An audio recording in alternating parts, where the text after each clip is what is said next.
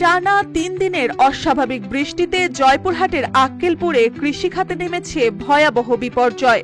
আগাম আলু, রোপা আমন ধান ও শীতকালীন ফসলের ক্ষেত জলমগ্ন হয়ে পড়ায় ব্যাপক ক্ষতির মুখে পড়েছেন কৃষকরা।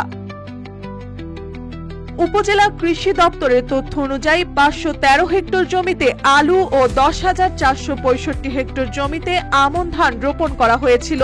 ইতিমধ্যে কৃষি অফিস পানি নিষ্কাশনের পরামর্শ দিয়েছে। কৃষকরা জানান, এ সময় সাধারণত আলু রোপণের আদর্শ মৌসুম হলেও বৃষ্টিতে জমিতে স্থায়ী পানি জমে চারা পচে যাওয়ার আশঙ্কা দেখা দিয়েছে।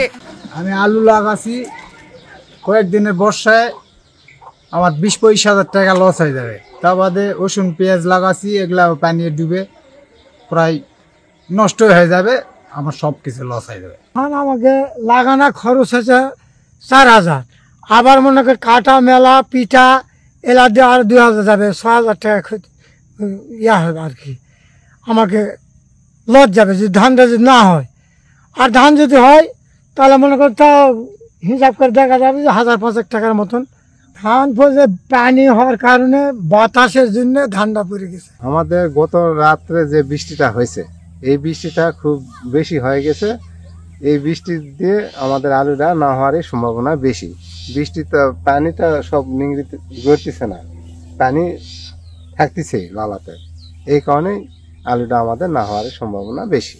উপজেলা কৃষি কর্মকর্তা ইমরান হোসেন জানান, অস্বাভাবিক বৃষ্টিতে ফসলের ক্ষতি হয়েছে, দ্রুত পানি সরানোর পরামর্শ দেওয়া হচ্ছে।